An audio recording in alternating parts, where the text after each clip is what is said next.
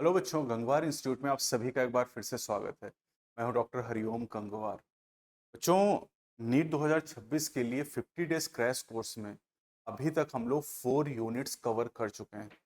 सबसे पहले हमने पढ़ा cell, second genetics, third biotech and number 4 reproduction. और इन 4 यूनिट के थ्रू हमने अभी तक 11 चैप्टर कंप्लीट कर लिए हैं। अब अगली जो हम यूनिट स्टार्ट करें, number 5, this is plant physiology. और इस ये भी छोटी यूनिट है।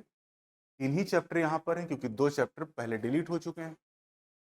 लेकिन इन 3 चैप्टर से 10-12 सवाल आ रहे हैं, यानी वेटेज काफी ज्यादा बढ़ चुका है अब इस यूनिट का। ह्यूमन फिजियोलॉजी के 6 चैप्टर से करीब 12 सवाल आते हैं और यहाँ पर 3 चैप्टर से 12 सवाल आ रहे हैं। इसीलिए हम इसको पहले कवर कर रहे हैं। कॉन्सेप्चुअल टॉपिक है, मतलब अगर आप फोटोसिंथेसिस और रेस्पिरेशन की बात करें तो यहाँ कॉन्सेप्ट ज्यादा है। प्लांट ग्रोथ एंड डेवलपमेंट में आप चले तो वहां पर आपको ज़्यादा चीज़ें याद करनी होती हैं। यहाँ पर ज़्यादा चीज़ें आपको समझनी है। तो आप जानते हैं कि हर यूनिट की शुरुआत में एक साइंटिस्ट के बारे में हम पढ़ाई करते हैं। सेल में हमने जीएन रामचंद्रन के बारे में पढ़ाई की, जेनेटिक्स में वाटसन क्रिक के बारे में, बायोटेक में बोयर एंड कोहेन के बारे में, अभी हमने रिप्रोडक्शन में पंचानन माहेश्वरी के बारे में बात की। तो यहाँ पर हम प्लांट फिजियोलॉजी में सबसे पहले बात करेंगे मेल्विन कैल्विन के बारे में। क्या क्या पॉइंट इनके लिए इंपॉर्टेंट है वो हम लोग यहाँ से याद कर लेंगे। मेल्विन कैल्विन का जन्म हुआ 1911 में मिनसोटा में, जो कि अमेरिका में है। इन्होंने पीएचडी केमिस्ट्री में किया यूनिवर्सिटी ऑफ मिनसोटा से। इन्होंने प्रोफेसरशिप के रूप में काम किया यूनिवर्सिटी ऑफ कैलिफोर्निया, बड़ी यूनिवर्सिटी है। और वर्ल्ड वॉर सेकेंड के दौरान जब हिरोशिमा और नागासाकी पे बॉम्बिंग्स की गई तो दुनिया ने देखा कि रेडियो एक्टिविटी कितना खतरनाक हो सकता है। और लगभग उसी समय 1945 के आसपास इन्होंने, मतलब केल्विन ने, रेडियो एक्टिविटी का यूज किया फायदे के लिए। तो kelvin use radio activity for beneficial uses.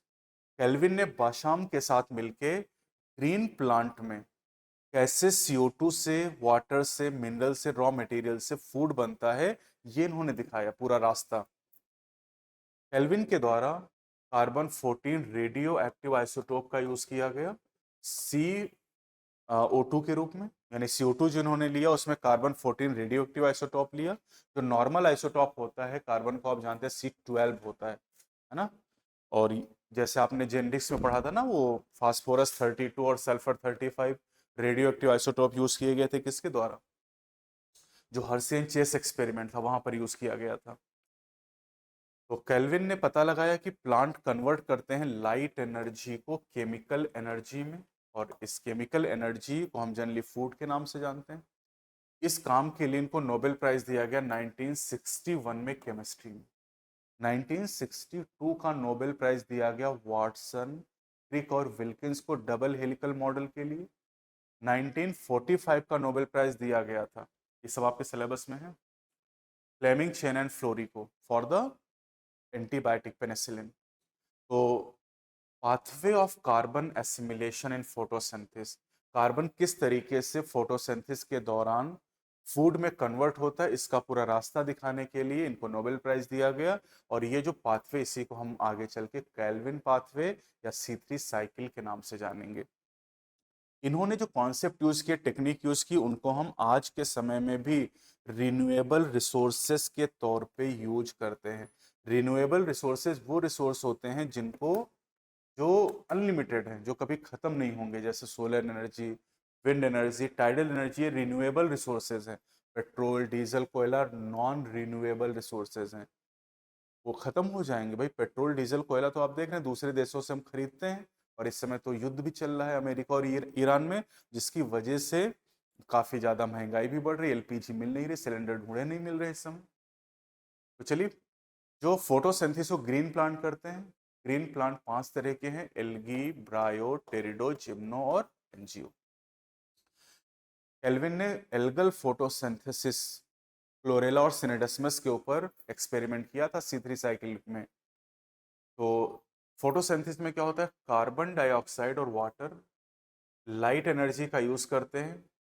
Chlorophyll की प्रेजेंस में क्लोरोफिल ही लाइट एनर्जी को एब्जॉर्ब करता है, जिससे ग्लूकोज और ऑक्सीजन बनता है। ग्लूकोज ही ऑर्गेनिक कंपाउंड यानी फूड है। और ये जो फोटोसिंथेसिस है उसकी इक्वेशन दी गई है। फोटोसिंथेसिस एक फिजिको केमिकल रिएक्शन है, और आप जानते हैं कि फिजिको केमिकल अप्रोच को हम रिडक्शनिस्ट बायोलॉजी भी कहते हैं। यानी बायो में पढ़ाई करने के लिए हम लोग फिजिक्स और केमिस्ट्री के कॉन्सेप्ट को यूज करते हैं। This is called physico chemical approach और रिडक्शनिस्ट बायोलॉजी। तो फोटोसिंथेसिस के लिए जो प्लांट है वो सनलाइट का यूज करते हैं, अपना खाना बना लेते हैं, तो इन्हें ऑटोट्रॉफ कहते हैं। और बाकी जो प्लांट हैं वो बाकी जो एनिमल हैं जैसे गोट हो गया, ह्यूमन हो गया, ये अपने खाने के लिए प्लांट पर निर्भर है। तो जितने भी एनिमल होते हैं वो सब हेट्रोट्रॉफ होते हैं, वो अपना खाना खुद नहीं बना सकते हैं, दूसरे से खाना लेते हैं। अब हम ये कह सकते हैं कि भैया जो गोट है ये सीधे प्लांट को खा रही है, तो हर्बी और डायरेक्टली प्लांट पर निर्भर करते हैं, और जो कार्निवोर होते हैं वो इनडायरेक्टली प्लांट पर निर्भर करते हैं। किसी भी प्लांट, एनिमल, हर्बी और कार्निवोर, सेप्रोट्रॉफ, सभी के अंदर जो एनर्जी अल्टीमेटली सन से ही आती है। व्हाट डू वी नो, पहला टॉपिक। तो वेरीगेटेड लीफ एक्सपेरिमेंट, या फिर ऐसी लीफ जिसको हम पार्शियली ब्लैक पेपर से कवर कर देते हैं और कुछ हिस्सा खुला रहता है। तो जो हिस्सा खुला है, जब इसमें हम आयोडीन टेस्ट करते हैं तो पॉजिटिव टेस्ट आता है आयोडीन का, और जो हिस्सा हमने ब्लैक पेपर से कवर कर दिया है वहां पर लाइट नहीं पड़ी और इसलिए आयोडीन टेस्ट निगेटिव आता है। आयोडीन टेस्ट हम स्टार्च के लिए करते हैं, और हमने पढ़ा है बायोमोलिक्यूल में स्टार्च आयोडीन टेस्ट इसलिए देता है क्योंकि उसमें कॉम्प्लेक्स हेलिक्स पाए जाते हैं। सेलुलोज में कॉम्प्लेक्स हेलिसेस नहीं होते हैं और इसलिए वो आयोडीन टेस्ट नहीं देता है। तो वेरीगेटेड लीफ एक्सपेरिमेंट हमें क्या बताता है कि photosynthesis take place only in green part of leaf और plant in presence of light. दूसरा है हाफ लीफ एक्सपेरिमेंट, ये बताता है कि CO2 is essential for photosynthesis. CO2 भी जरूरी है, कैसे? हाफ लीफ में आधी पत्ती को हम टेस्ट ट्यूब के अंदर कवर कर देते हैं, और टेस्ट ट्यूब के अंदर हम लोग पोटेशियम हाइड्रोक्साइड सोक्ड कॉटन रख देते हैं। पोटेशियम हाइड्रोक्साइड की खास बात है कि CO2 को एब्जॉर्ब कर लेता है।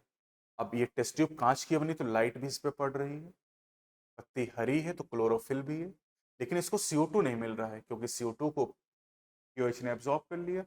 बाहर की जो पत्ती है CO2 में ओपन है लाइट में, तो वहां पर फोटोसिंथेसिस हुई, और जब हमने आयोडीन टेस्ट किया तो जो पत्ती टेस्ट ट्यूब के बाहर वहां पर पॉजिटिव आयोडीन टेस्ट आया, और जो पत्ती टेस्ट ट्यूब के अंदर वहां पर नेगेटिव टेस्ट आया। This is half leaf experiment. और हाफ लीफ एक्सपेरिमेंट ये बताता है कि फोटोसिंथेसिस के लिए CO2 जरूरी होता है। कुछ अर्ली एक्सपेरिमेंट आपको दिए गए हैं। सबसे पहला एक्सपेरिमेंट है बेल जार एक्सपेरिमेंट, जो जोसेफ प्रिस्ले के द्वारा 1770 में किया गया। प्रिस्ले ने ऑक्सीजन को डिस्कवर किया 1774 में, और इन्होंने कहा कि भैया जो ग्रीन प्लांट की ग्रोथ होती है उसमें एयर का रोल होता है। इन्होंने ऑक्सीजन की बात नहीं की, एयर की बात की। ये यहाँ पर एक बेलजार के अंदर आपको दिखाया गया है ना, कि जो प्लांट होते हैं वो एयर को प्यूरिफाई करते हैं, जिस एयर को डैमेज कर देती है जलती हुई मोमबत्ती या कोई भी जानवर, प्लांट उस एयर को रीस्टोर करने का काम करते हैं। मिंट प्लांट पे इन्होंने एक्सपेरिमेंट किया था, ये भी आपको ध्यान रखना है। मेंडल ने गार्डन पी पे एक्सपेरिमेंट किया था। अगर आप बात करते हैं मॉर्गन की, तो उन्होंने ड्रोसोफिला पे एक्सपेरिमेंट किया था। ह्यूगो डेवरीज की बात करें तो उन्होंने म्यूटेशन स्टडी की थी इवनिंग प्रिमरोज ओइनोथेरा लेमार्कियाना के ऊपर। जॉन इंसन हाउस, इन्होंने सिमिलर सेटअप यूज किया प्रिस्टले की तरह। एक सवाल तो यही बन गया, उन्होंने कहा कि सनलाइट इसेंशियल होती प्लांट प्रोसेस के लिए, जो कि किसी तरीके से एयर को प्यूरिफाई करते हैं। इन्होंने एयर के बारे में बताया कि एयर को प्लांट प्यूरिफाई करते हैं, लेकिन ये काम प्लांट केवल सनलाइट की प्रेजेंस में कर सकते हैं, अंधेरे में नहीं कर सकते हैं। इन्होंने दिखाया कि जो एक्वेटिक प्लांट होता है वो सनलाइट में बबल प्रोड्यूस करता है, और डार्क में वो बबल प्रोड्यूस नहीं होते हैं, और ये बबल ऑक्सीजन के बने होते हैं। यानी प्लांट सनलाइट में बबल बना रहा है लेकिन डार्क में बबल प्रोड्यूस नहीं कर रहा है। यानी only green part of plant could release oxygen in engine house. Julius von Sachs 1854 में इन्होंने बताया कि जो ग्रीन सब्सटेंस प्लांट में होते हैं वो स्पेशल बॉडी के अंदर होते हैं।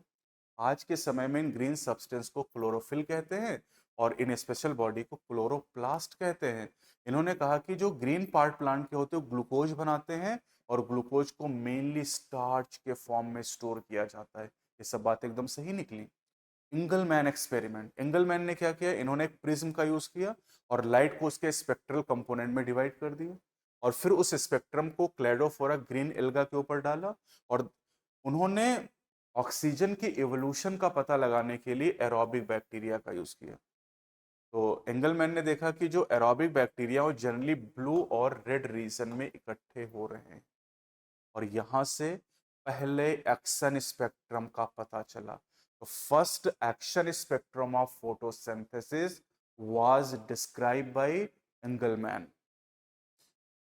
स्पेक्ट्रम जो एक्शन स्पेक्ट्रम फोटोसिंथेसिस का होता है वो रफली रिजेम्बलेंस शो करता है absorption spectrum of chlorophyll A और बी से। अभी हम आगे एक्शन स्पेक्ट्रम की बात करेंगे। मिड 19th सेंचुरी यानी 1850 तक फोटोसिंथेसिस के की पॉइंट का पता लग चुका था। ओवरऑल या कंप्लीट इक्वेशन की अगर हम बात करें तो ओवरऑल इक्वेशन है 6CO2 प्लस 12H2O, लाइट और क्लोरोफिल के प्रेजेंस में ग्लूकोज 6H2O एंड 6O2 बन रहा है। अब यहां पर अगर इस इक्वेशन को थोड़ा सा हम सिंप्लीफाई कर देते हैं, ये तो ओवरऑल इक्वेशन हो गई, इसको सिंप्लीफाई करें तो इस 6 वाटर इधर ले जाएंगे तो 6CO2 plus 6H2O glucose plus 6CO2 6O2। इसी को हम इंपेरिकल फॉर्म में ऐसे लिख सकते हैं CO2 plus water. Empirical is the simplest equation. इससे ये जो दिखाया गया CH2O ये ग्लूकोज को रिप्रेजेंट कर रहा है एंड ऑक्सीजन। तो इंपेरिकल भी पूछी जाती है आपसे। तो empirical formula is the simplest whole number ratio होगा ये। तो अब जैसे यहाँ पर एक साइंटिस्ट हैं अगले, कॉर्नेलियस वैन नील। वैन नील ने क्या पता लगाया, एक माइक्रोबायोलॉजिस्ट थे जिन्होंने purple and green sulphur bacteria के ऊपर एक्सपेरिमेंट किया। प्रिस्ले ने मिंट प्लांट के ऊपर, इंगलमैन ने क्लेडोफोरा के ऊपर और वैन नील ने purple and green sulphur bacteria के ऊपर एक्सपेरिमेंट किया। और इन्होंने कहा भैया जो ग्रीन प्लांट होते हैं, जब ग्रीन प्लांट फोटोसिंथेसिस करते हैं तो उसके फोटोसिंथेसिस में ऑक्सीजन इवॉल्व हो रही है, लेकिन जो purple and green sulphur bacteria जब ये फोटोसिंथेसिस करते हैं तो वहां पर ऑक्सीजन नहीं निकलती है, सल्फर या सल्फेट निकलता है, सल्फर कंपाउंड या सल्फेट।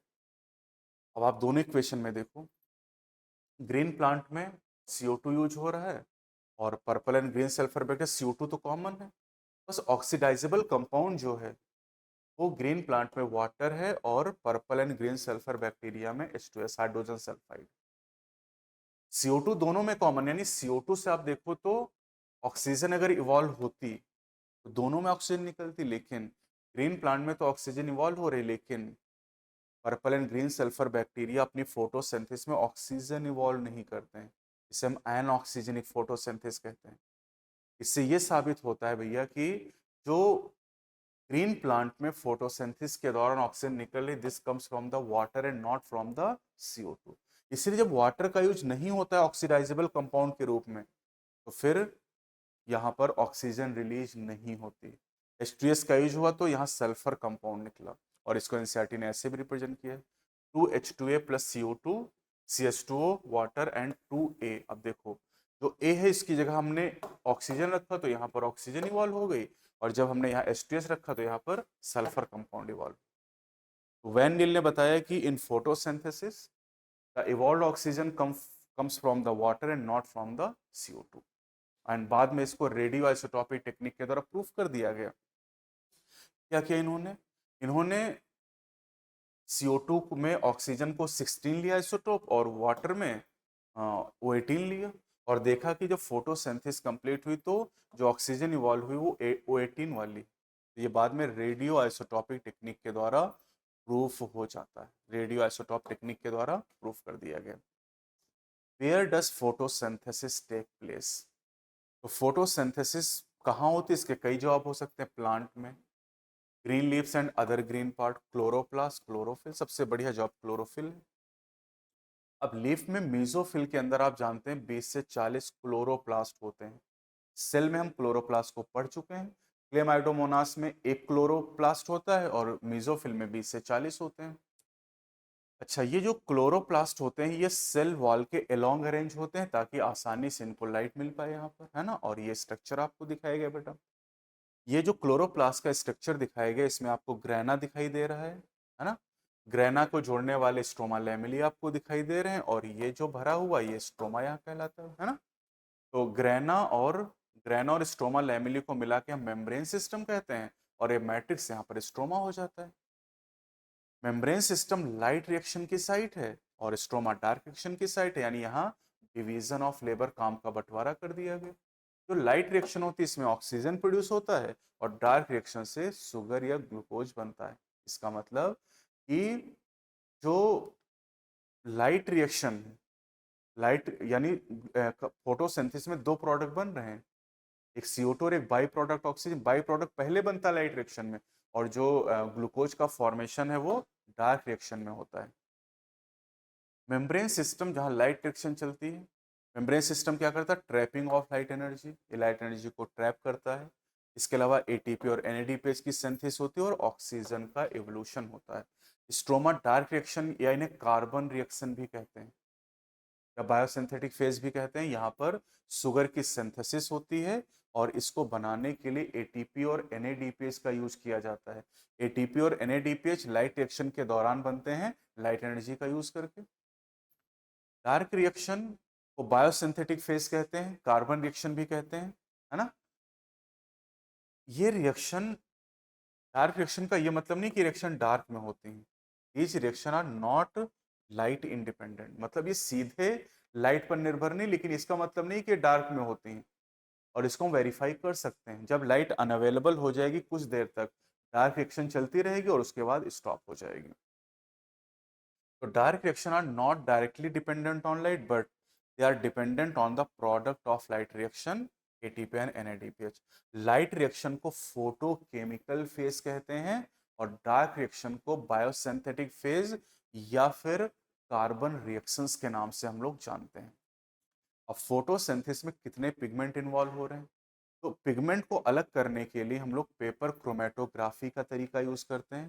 पेपर क्रोमेटोग्राम में क्लोरोफिल ए हमें नजर आएगा ब्राइट और ब्लू ग्रीन, क्लोरोफिल बी नजर आएगा येलो ग्रीन, कैरोटीनॉइड नजर आएगा yellow orange, yellow to yellow orange, और जेंथोफिल हमें येलो कलर का नजर आएगा।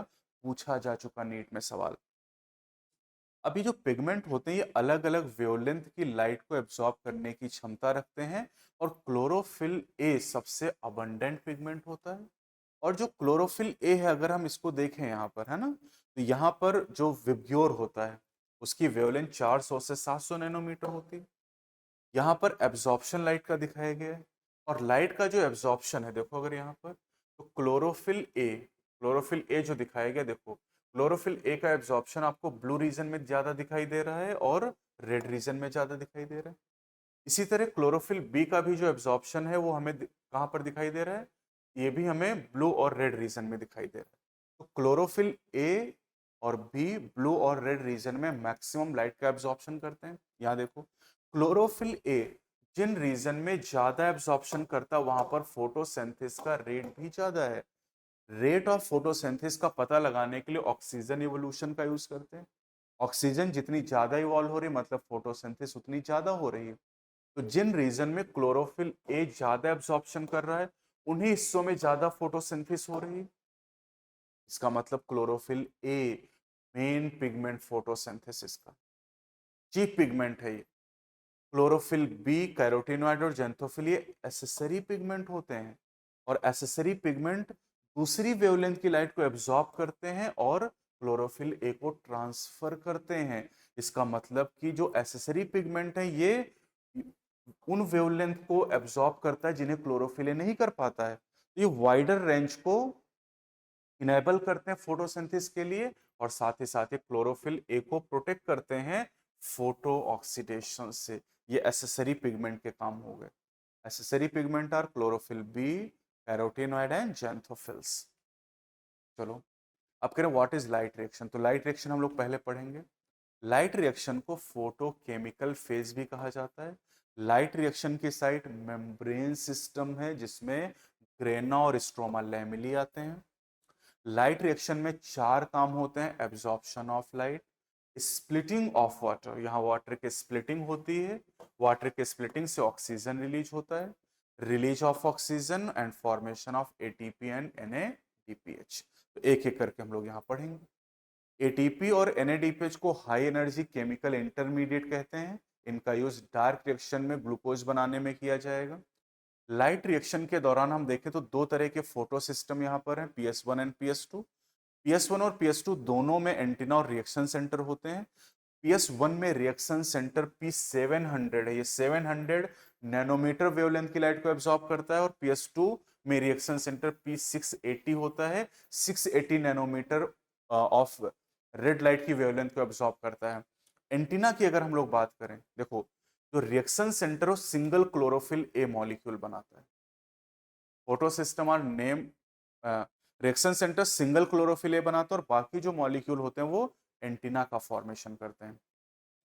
फोटो सिस्टम का नाम 1 और 2 डिस्कवरी के आधार पे किया गया है, फंक्शन के आधार पे नहीं। फंक्शनिंग तो पहले PS2 की और फिर PS1 की है। तो photosystem are named in the sequence of their discovery and not in the sequence of their function in the light reaction. Light reaction में फंक्शनिंग में पहले PS2 आता है और फिर PS1 आता है। ये तो यहां पर कह रहे हैं कि जो pigment molecule, hundreds of pigment molecule एक एंटीना बनाते हैं और single chlorophyll a molecule reaction centre का फॉर्मेशन करता है, और इसको मिला के हम लोग लाइट हार्वेस्टिंग कॉम्प्लेक्स या लाइट हार्वेस्टिंग सिस्टम के नाम से जानते हैं। PS1 में क्लोरोफिल ए की एब्जॉर्प्शन पीक 700 नैनोमीटर, इसलिए इसे P700 कहते हैं।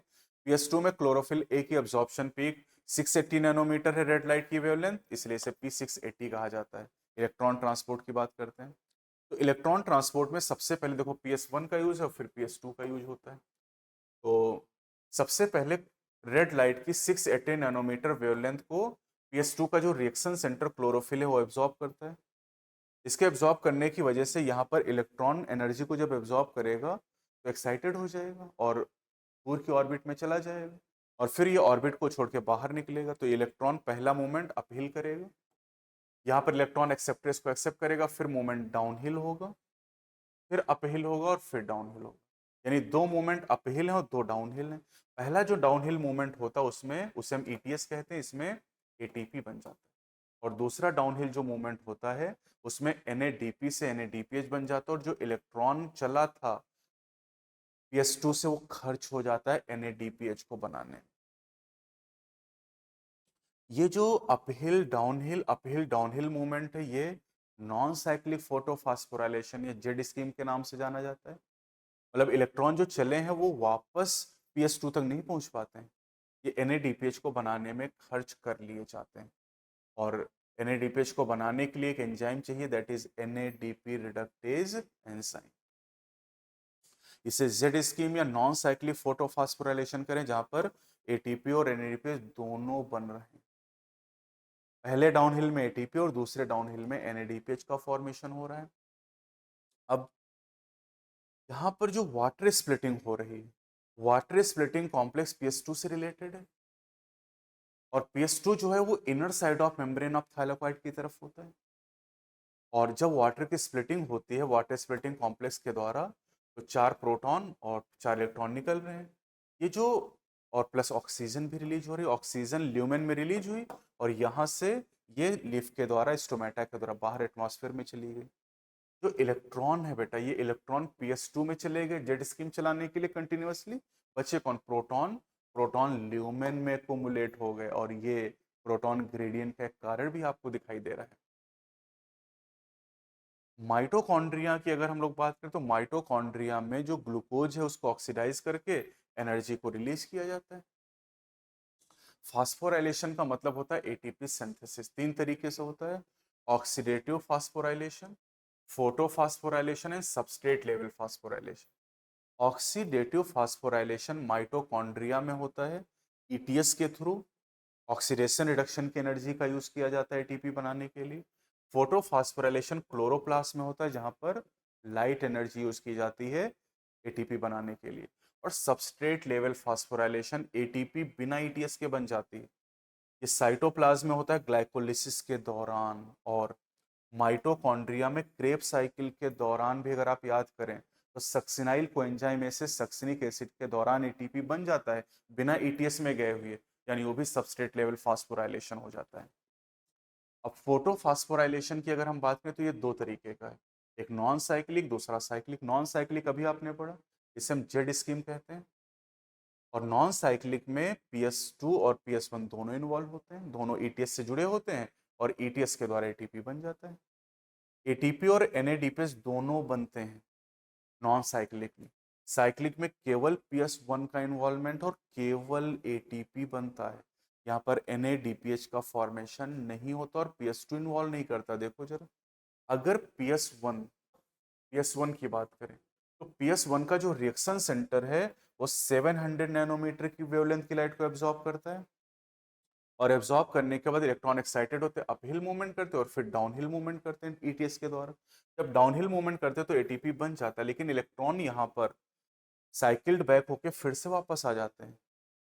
और आप तो जानते हैं डीपीएच को बनाने के लिए इलेक्ट्रॉन खर्च होना चाहिए, इलेक्ट्रॉन खर्च नहीं हो रहा, साइकिल बैक हो रहा है, इसलिए इसे साइक्लिक फोटोफास्फोराइलेशन कह रहे हैं।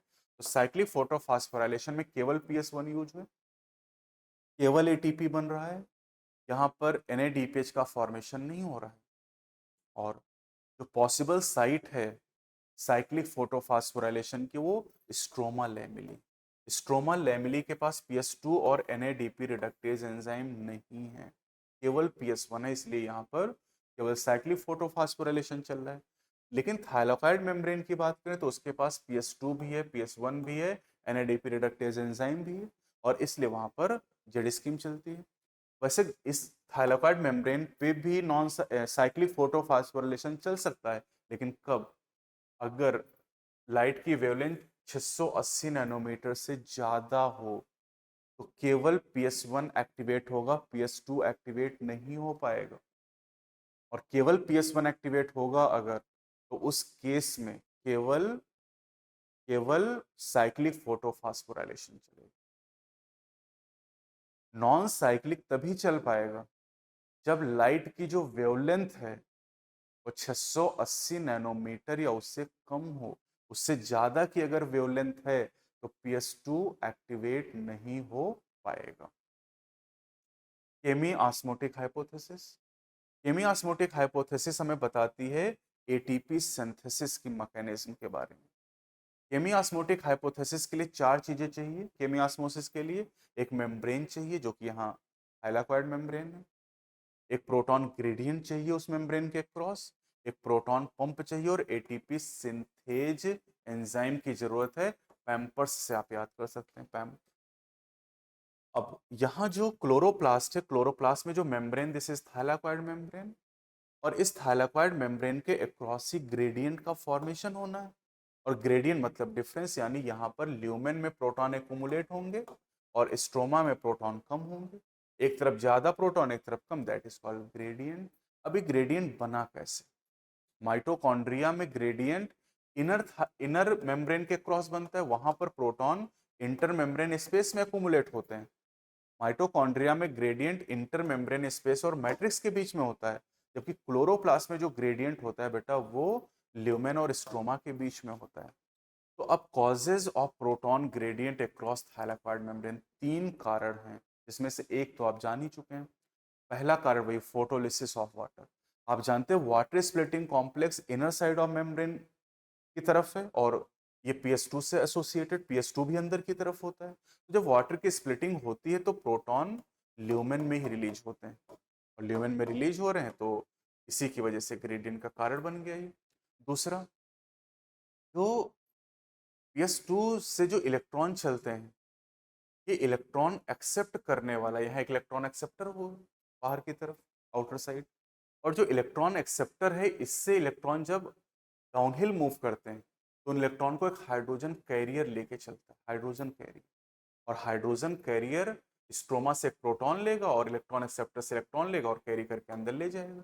अंदर जब पहुंचेगा तो अंदर फिर इलेक्ट्रॉन एक्सेप्टर को कहेगा हमको इलेक्ट्रॉन चाहिए, तो फिर इस हाइड्रोजन को तोड़ के इलेक्ट्रॉन प्रोटॉन बना दिए गए और रिलीज कर दिए गए। अब इलेक्ट्रॉन तो इलेक्ट्रॉन कैरियर पे गया, फिर अपहिल चला गया, और प्रोटॉन कहाँ पहुंच गए? ल्यूमेन। दूसरा कारण। तीसरा, NADP रिडक्टेज एंजाइम स्ट्रोमा की साइड पाया जाता है और NADP रिडक्टेज एंजाइम NADP को NADPH में बदलता है और NADP को NADPH में बदलने के लिए इलेक्ट्रॉन और प्रोटॉन दोनों चाहिए। इलेक्ट्रॉन तो आप जान रहे हैं कि वो PS2 से होता हुआ आ रहा है, यहां से चला था इलेक्ट्रॉन, और प्रोटॉन स्ट्रोमा से ले लिया गया। यानी जितनी बार NADPH बनेगा स्ट्रोमा में प्रोटॉन कम पड़ जाएगा। स्ट्रोमा में प्रोटॉन कम पड़ रहे हैं और ल्यूमेन में प्रोटॉन बढ़ते जा रहे हैं और यही ग्रेडियंट बनने के 3 कारण हो गए। इसकी वजह से ल्यूमेन का पीएच कम हो जाएगा क्योंकि पीएच हाइड्रोजन आयन के इनवर्सली प्रोपोर्शनल होता है। तो ल्यूमेन में प्रोटॉन ज्यादा, स्ट्रोमा में प्रोटॉन कम है। अब ATP synthase enzyme thylakoid membrane में पाया जाता है, मेम्ब्रेन में एम्बेडेड होता है। इसके दो पार्ट हैं, एक CF0 और एक CF1। जो CF0 पार्ट है ये ट्रांसमेम्ब्रेन चैनल है जो कि धसा हुआ है मेम्ब्रेन के अंदर और इसी के द्वारा प्रोटॉन पास होंगे। और जो CF1 पार्ट है ये प्रोट्रूड है, लटका हुआ है किधर, स्ट्रोमा की साइड पे। तो CF0 ट्रांसमेम्ब्रेन चैनल बना रहा है और CF1 लटका हुआ है, और प्रोटॉन जब इस CF0 से होते हुए CF1 से होते हुए स्ट्रोमा की तरफ जाते हैं तो इस एंजाइम में एटीपी सिंथेज में कुछ कन्फर्मेशनल चेंजेस होते हैं जिससे एटीपी बन जाता है। यानी जब ग्रेडियंट को हम ब्रेक कर रहे हैं तो एटीपी की सिंथेसिस हो रही है और ये जो प्रोटॉन बाहर जा रहे हैं इससे ग्रेडियंट बिगड़ रहा है। इस ग्रेडियंट को मेंटेन करने के लिए जो प्रोटॉन स्ट्रोमा में जा रहे हैं उसको प्रोटॉन पंप के द्वारा वापस भेजा जा रहा है ल्यूमेन के अंदर ताकि ग्रेडियंट बना रहे और एटीपी बनता रहे। अब ये एटीपी और NADPH बन गए, अब इनको कैसे यूज करेंगे, कहाँ यूज करेंगे वो पढ़ेंगे। तो इनका यूज डार्क रिएक्शन में किया जाएगा। प्रोडक्ट ऑफ लाइट रिएक्शन 3 है। ऑक्सीजन जो कि क्लोरोप्लास्ट से स्टोमेटा के थ्रू एटमॉस्फेयर में चला गया। एटीपी और NADPH भी बने जिनका यूज डार्क रिएक्शन के दौरान, बायोसिंथेटिक फेज के दौरान, कार्बन रिएक्शन के दौरान शुगर या फूड या ग्लूकोज को बनाने के लिए किया जाएगा। तो चलिए देखते हैं biosynthetic phase. Dark reaction directly light पर डिपेंड नहीं, लेकिन ये लाइट रिएक्शन में बनने वाले प्रोडक्ट पर निर्भर है। प्रोडक्ट कौन से, ATP and NADPH। Melvin kelvin ने कार्बन 14 रेडियो एक्टिव आइसोटोप का यूज किया एल्गल फोटोसिंथेसिस में। इन्होंने क्लोरेला और सिनेडेस्मस का यूज किया था। क्लोरेला का किंगडम याद है, क्या है किंगडम इसका, प्रोटिस्टा। क्लोरेला, क्लेमाइडोमोनास, अमीबा, पेरमिशियम सब प्रोटिस्टा के मेंबर हैं।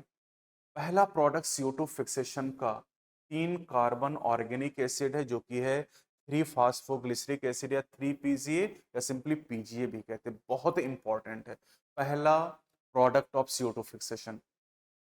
और कैल्विन ने पूरे बायोसिंथेटिक पाथवे का रास्ता पता लगाया और इसीलिए उनके सम्मान में इसे कैल्विन पाथवे, कैल्विन साइकिल या C3 साइकिल कहते हैं। C3 साइकिल क्यों कह रहे हैं, क्योंकि जो पहला स्टेबल प्रोडक्ट यहाँ पर है बेटा वो 3 कार्बन का है, इसीलिए इसे C3 साइकिल कहते हैं।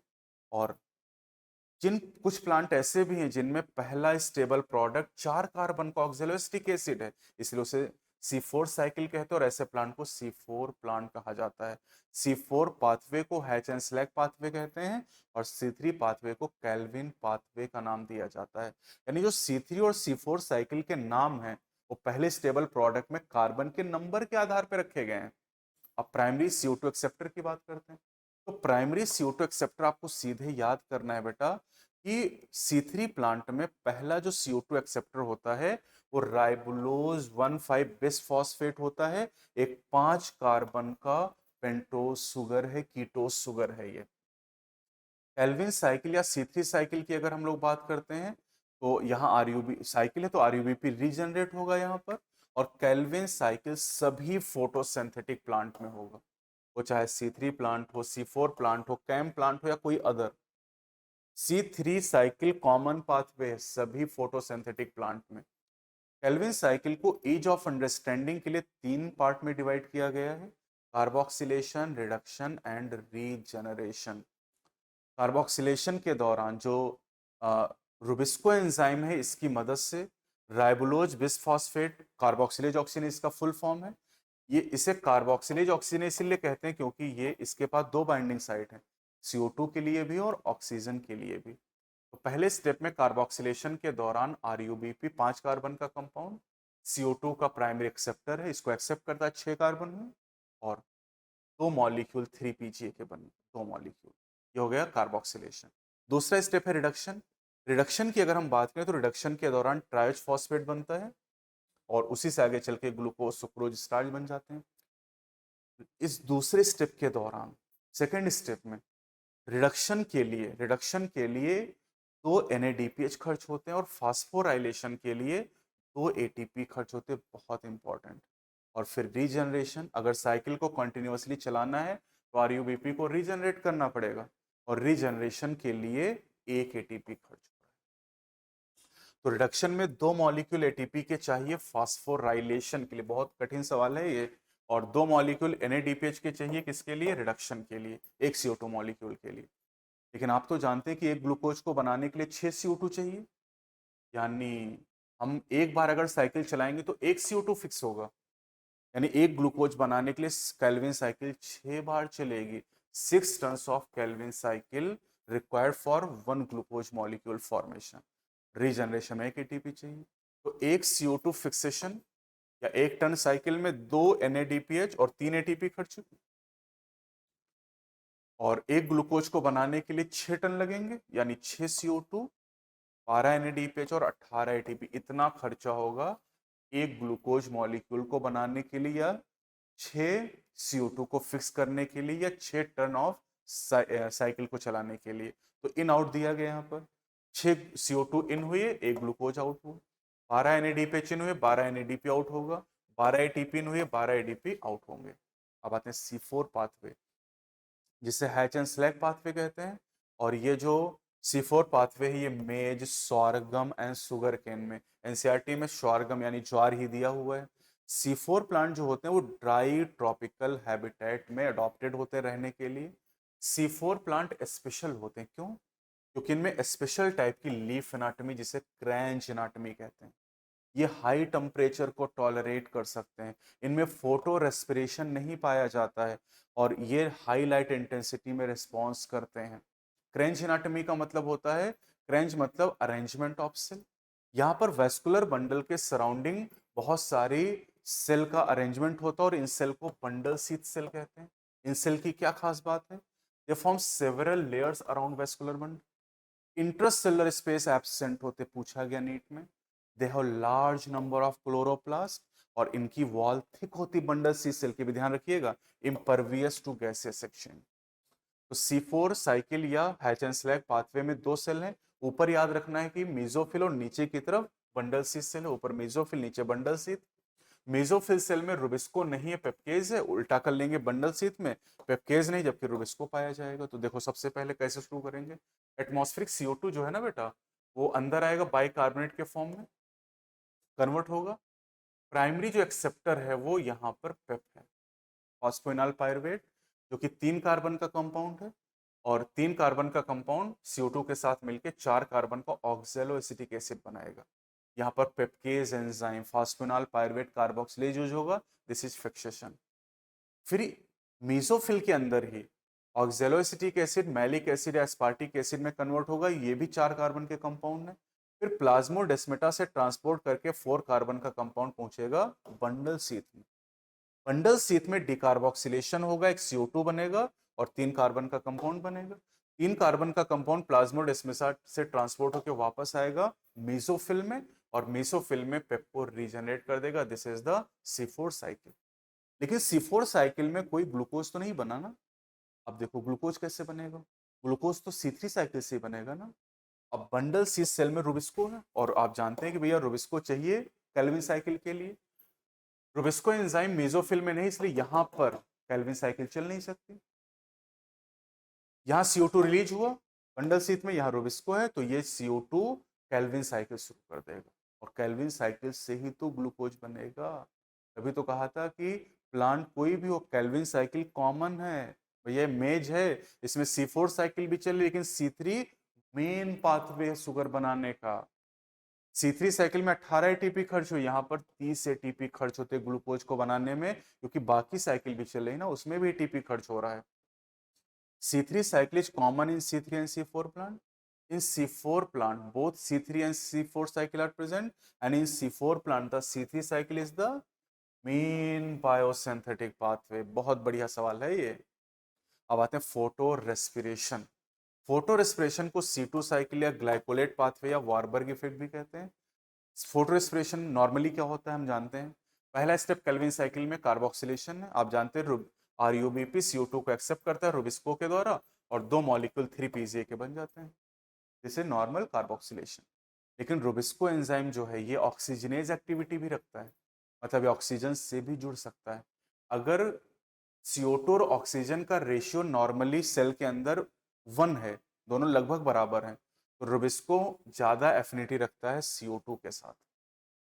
लेकिन ये बाइंडिंग कॉम्पिटिटिव है, यानी अगर ऑक्सीजन ज्यादा हो गया तो वो जुड़ जाएगा रुबिस्को के साथ। तो चलिए देखिए क्या होगा। अगर RUBP 5 कार्बन का कंपाउंड है, अगर ऑक्सीजन के साथ रिएक्शन करे तो भैया 5 ही कार्बन तो है टोटल, तो एक मॉलिक्यूल बनता है 3 PGA का और एक मॉलिक्यूल बनता है फास्फोग्लाइकोलेट का 2 कार्बन का। तो ये इसीलिए तो यहाँ पर ये 2 कार्बन का कंपाउंड, तभी तो C2 साइकिल कह रहे हैं। तो ये जो एक 3 PGA बना ये C3 साइकिल स्टार्ट करेगा और दूसरा वाला जो C2 साइकिल स्टार्ट कर देगा photo respiration. C2 pathway of photo respiration में कोई शुगर नहीं बनेगी, कोई ATP नहीं बनेगी, बल्कि ATP को यूज कर लिया जाएगा CO2 को रिलीज करने के लिए। फोटो रेस्पिरेशन वेस्टफुल प्रोसेस है, पुरानी एनसीईआरटी में लिखा था, नई एनसीईआरटी में कहा है कि इसका सिग्निफिकेंस हमें अभी तक पता नहीं है। फोटो रेस्पिरेशन केवल C3 प्लांट में होता है, C4 प्लांट में फोटो रेस्पिरेशन नहीं होता है। क्यों नहीं होता है? क्योंकि फोटो रेस्पिरेशन तब होगा जब रुबिस्को एंजाइम होगा, और रुबिस्को एंजाइम C4 प्लांट में बंडल शीथ में है। और बंडल शीथ सेल को अगर आप याद करिए तो बंडल शीथ सेल में डिकार्बोक्सिलेशन होता है, C4 एसिड टूटता है C3 और CO2 में। तो जहां बंडल शीथ में रुबिस्को है वहां पर CO2 का कंसेंट्रेशन बढ़ा दिया गया, और बंडल शीथ की सेल इंपरवियस है गैसेस एक्सचेंज के लिए, तो वहां बाहर से ऑक्सीजन आ नहीं सकती। फैक्टर अफेक्टिंग फोटोसिंथेसिस इंपॉर्टेंट है। आखिरी टॉपिक है ये। रेट ऑफ फोटोसिंथेसिस जो है ना, ये जानना इसलिए जरूरी क्योंकि जो फोटोसिंथेसिस ज्यादा होगा तो फसल की पैदावार भी ज्यादा होगी। तो फोटोसिंथेसिस को अफेक्ट करने वाले दो फैक्टर हैं बेटा, internal factor and external factor. जो इंटरनल फैक्टर उनमें number, size, age, orientation of leaf, mesophyll, chloroplast, amount of chlorophyll, internal CO2, ये पूछे नहीं जाते जनरली। पूछा जाता है external, sunlight, temperature, CO2 concentration, water, ये डिटेल में भी है। इंटरनल फैक्टर जो होते हैं डिपेंड करते हैं प्लांट की ग्रोथ पे और जेनेटिक प्रीडिस्पोजिशन यानी जीन के ऊपर। अगर कोई प्लांट फोटोसिंथेसिस करता तो सारे फैक्टर फोटोसिंथेसिस के रेट को अफेक्ट करते, लेकिन ज्यादातर केसेस में कोई एक मुख्य फैक्टर होता है जो फोटोसिंथेसिस के रेट को लिमिट करता है। किसी भी पॉइंट पे फोटोसिंथेसिस का रेट वो फैक्टर तय करता है जो अपनी मिनिमम वैल्यू में हो या ऑप्टिमम से कम हो। तो जैसे एक प्लांट दिखाया गया, ये प्लांट यहाँ पर ग्रीन प्लांट है, लाइट मिल रही है, CO2 मिल रहा है, पानी भी मिल रहा है, लेकिन ये प्लांट तब भी फोटोसिंथेसिस नहीं कर पा रहा क्योंकि टेम्परेचर बहुत कम है। तो टेम्परेचर यहाँ लिमिटिंग हो गया। अगर टेम्परेचर को हम बढ़ा दें तो फोटोसिंथेसिस करने लगेगा। तो ऐसा जब कभी होता है जब किसी प्रोसेस को कई फैक्टर अफेक्ट करते हैं, तो वहां लॉ ऑफ लिमिटिंग फैक्टर आता है, जो कि ब्लैकमैन के द्वारा 1905 में दिया गया। क्या कहा इसमें कि if a chemical process is affected by more than one factor, then its rate will be determined by the factor which is nearest to its minimum value, and it is the factor which directly affect the rate when its quantity is changed। भैया यहाँ पर अगर हम light को बढ़ा दें, CO2 बढ़ा दें, वाटर बढ़ा दें, तो फोटोसिंथेसिस का रेट नहीं बढ़ेगा क्योंकि लिमिटिंग फैक्टर लाइट है, सॉरी टेम्परेचर है। या टेम्परेचर को बदलने पर फोटोसिंथेसिस का रेट अफेक्ट होगा। तो पहला लाइट, लाइट की क्वालिटी का मतलब होता है वेवलेंथ, और वेवलेंथ पे आप जानते हैं फोटोसिंथेसिस का रेट अफेक्ट करता है। ब्लू और रेड रीजन में फोटोसिंथेसिस का रेट सबसे ज्यादा है। Light intensity, amount of light, और लाइट ड्यूरेशन। लाइट ड्यूरेशन पर रेट निर्भर नहीं करता है, मतलब किसी प्लांट को आप 8 घंटे लाइट दे रहे हो या 12 घंटे लाइट दे रहे हो, रेट अफेक्ट नहीं होगा। हाँ, इंटेंसिटी प्रभावित करेगा। कैसे देखो, एक्स एक्सिस पे इंटेंसिटी ली गई और वाई एक्सिस पे रेट लिया गया, और यहाँ पर अगर ग्राफ देखो तो शुरुआत में लीनियर रिलेशनशिप है और बाद में ये कांस्टेंट हो गया। तो अब अगर यहाँ पर आप देखो तो शुरुआत में जैसे जैसे आप इंटेंसिटी को बढ़ा रहे हैं वैसे वैसे रेट बढ़ता जा रहा है, लेकिन ये रेट बढ़ते बढ़ते एक पॉइंट ऐसा आया यहाँ पर फोटोसिंथेसिस का रेट मैक्सिमम हो। ये जो इंटेंसिटी, ये ऑप्टिमम इंटेंसिटी, इसके बाद हम इंटेंसिटी को अगर बढ़ाते भी हैं तब भी रेट में कोई चेंज नहीं हो रहा, यानी मैक्सिमम रेट यहाँ पर आपको ये दिखाई दे रहा है। इससे ज्यादा रेट नहीं हो सकता चाहे जितनी इंटेंसिटी आप बढ़ा दें। यानी यहां से लेके आगे का जो हिस्सा है यहाँ पर लाइट लिमिटिंग फैक्टर नहीं है, लेकिन यहां से लेके यहां तक का जो पार्ट है वो लाइट लिमिटिंग फैक्टर है, क्योंकि लाइट को यहां से यहां तक चेंज करने पर रेट चेंज हो रहा है। तो अगर किसी फैक्टर को बदलने पर रेट बदल रहा है मतलब लिमिटिंग फैक्टर है, लेकिन इस पॉइंट के आगे आप लाइट को चेंज कर रहे हैं लेकिन रेट चेंज नहीं हो रहा है, यानी लाइट लिमिटिंग फैक्टर नहीं है, अब कोई और लिमिटिंग फैक्टर हो गए।